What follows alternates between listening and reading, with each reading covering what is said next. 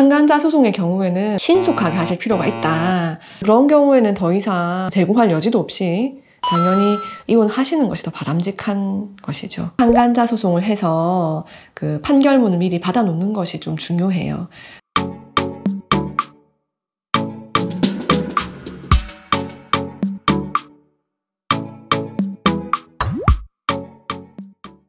안녕하세요. 저는 사법고시 출신, 법조 경력 13년 차 이혼 전문 변호사이자 딸 둘을 키우고 있는 워킹맘 변호사 변경민입니다. 네. 상간녀 소송을 꼭 해야 되는 경우 3가지가 있습니다. 보통은 이제 이혼 소송을 하시기도 하는데, 제가 말씀드리는 3가지의 경우에는 이혼 소송보다는 상간녀 소송을 좀 더 권해드립니다. 그렇다면 상간녀 소송이 뭐냐, 상간자 소송이 뭐냐 궁금해 하실 수 있는데요. 그 개념부터 먼저 말씀드리면요. 법적 부부가 정조 의무를 다하여서 관계를 유지해야 하는데, 상대방이 아닌 다른 이성과 바람을 피웠을 때 그 바람을 피운 그 상대방, 상간자에게 정신적 고통에 대한 위자료를 구하는 소송을 말합니다.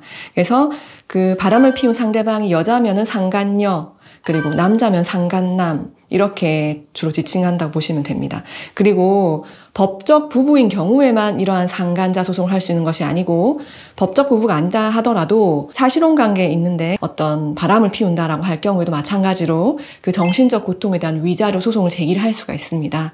보통 우리가 법적 부부 관계인 경우에는 이렇게 바람이란 사실을 알게 되면은 이혼 소송을 많이 고민을 하십니다. 이혼이라는 거는 단순히 둘 사람만의 문제가 아니고 가족이 엮이다 보니까 굉장히 고민을 많이 하시게 되고, 이혼 소송 자체는 신중하셔야 하는 것이 맞다라고 생각을 합니다. 하지만 상간자 소송의 경우에는 신속하게 하실 필요가 있다라는 말씀을 꼭 드리고 싶습니다.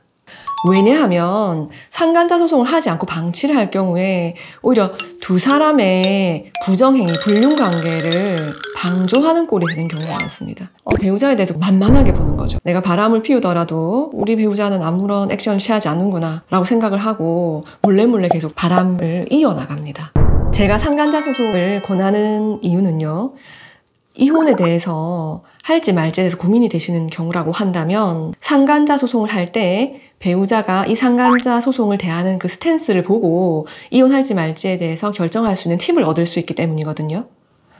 제가 했던 소송에서 아내분이 남편의 바람 때문에 상간녀 소송을 진행하신 경우였어요. 그런데 이 남편분이 정말 자신의 태도에 대해서 반성을 하고 아내분에게 용서를 구하면서 이 상간녀 소송에 대해서 굉장히 협조를 하신 거예요.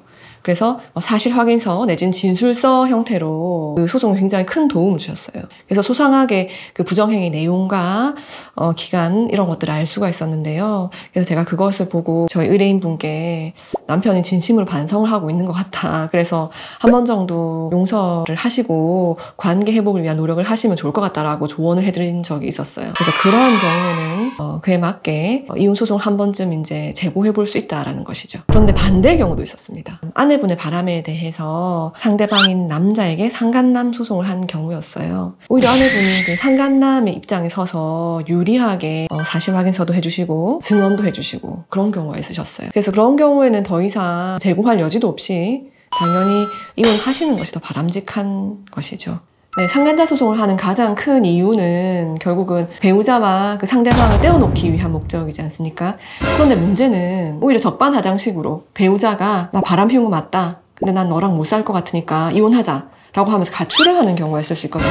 이제 이런 경우가 또 상간자 소송을 꼭 해야 하는 경우 중에 하나입니다.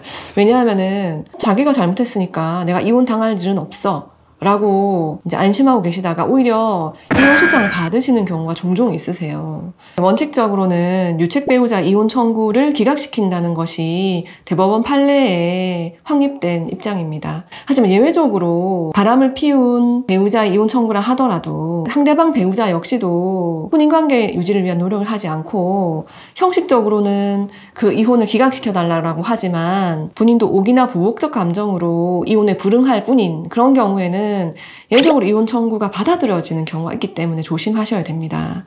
그에 대해서 제가 판례를 한번 읽어볼게요. 상대방 배우자도 혼인을 계속할 의사가 없어 일방의 의사에 의한 이혼 내지 축출 이혼의 염려가 없는 경우는 물론 나아가 이혼을 청구하는 배우자의 유책성을 상쇄할 정도로 상대방 배우자 및 자녀에 대한 보호와 배려가 이루어진 경우, 세월의 경과에 따라 혼인 파탄 당시 현저하였던 유책 배우자 유책성과 상대방 배우자가 받은 정신적 고통이 점차 약화되어서 쌍방의 책임의 경중을 엄밀히 따지는 것이 더 이상 무의미할 정도가 된 경우에는 혼인 생활의 파탄에 대한 유책성이 그 이혼 청구를 배척해야 할 정도로 남아있지 아니한 특별한 사정이 있는 경우에는 예외적으로 유책 배우자의 이혼 청구를 허용할 수 있다. 그러니까 무슨 말이냐면은 남편이 바람을 피우고 가출을 했어요. 그런데 이러한 요건이 된다고 한다면은 예외적으로 그러한 남편의 이혼 청구도 받아들여질 수 있다는 것이죠. 그렇다면 실제로 어떠한 경우에 그러한 이혼 청구 받아들여졌냐? 원고와 피고가 혼인 기간 중에 이혼 신청을 하고 이혼 청구를 하고 취하하기를 한 10회 정도 반복을 했어요. 이러한 반복을 통해서 더 이상 이렇게 혼인 관계가 유지될 것처럼 보이지 않는 사정이 있었던 것이죠. 이러한 경우에는 유책 배우자 이혼 청구라고 하지만 신식에 반할 정도의 문제가 없어 보인다라고 보고 이혼 청구를 받아들인 케이스가 있어요. 남편이 처음에는 가출을 하고 생활비도 주고 양육비도 주면서 그런 관계를 유지하다가 어느 순간 한 3년 후가 되면은 그러한 양육비나 부양료를 끊으면서 이혼을 요구하게 될 가능성이 있어요. 이러한 경우를 대비해서 상간자 소송을 해서 그 판결문을 미리 받아놓는 것이 좀 중요해요.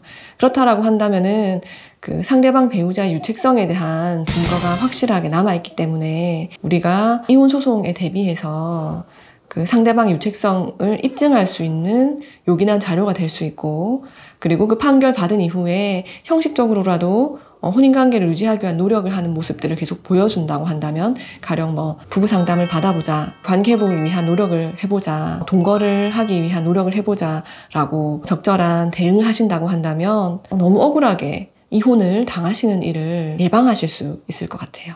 세 번째, 이혼 소송보다 상간자 소송을 권하는 경우는 재산이 상대방 배우자가 아니라 내 명의로 되어 있을 때입니다. 상대방 명의로 재산이 되어 있는 경우에는 내가 이혼을 할지 말지 고민을 하면서 우물쭈물 할 때 상대방은 바람을 피우고 나는 이혼하고 싶어 이렇게 생각을 하는 경우라고 한다면 그 재산을 빼돌리는 경우가 많습니다.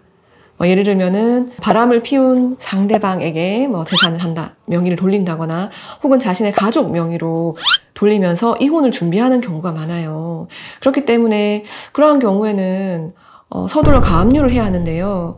내가 이혼을 할지 말지를 고민하게 된다고 한다면은 그 가압류를 하기가 어려워요. 왜냐하면은 가압류라고 하는 거는 보통 이혼을 전제로 해서 위자료나 재산 분할 청구를 할 때에 가압류를 하게 되는데요.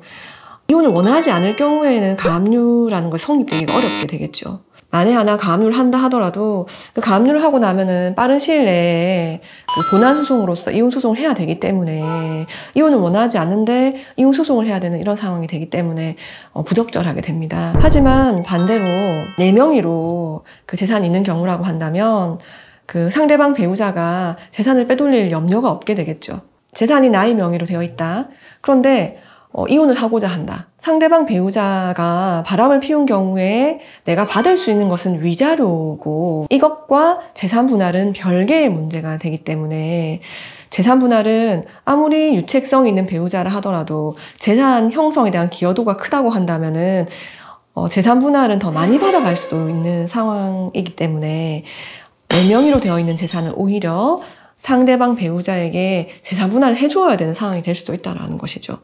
그렇다라고 한다면은 굳이 내가 위자료로 기껏 해봤자 3천만 원 내외로 받을 수 있는데 내가 재산 분할로서 몇 억을 해주어야 되는 상황이라고 한다면 이혼 소송을 굳이 진행할 실익이 있을까라는 생각을 하게 된다는 것이죠. 그래서 내가 꼭 이혼을 해야 될 필요성이 있다.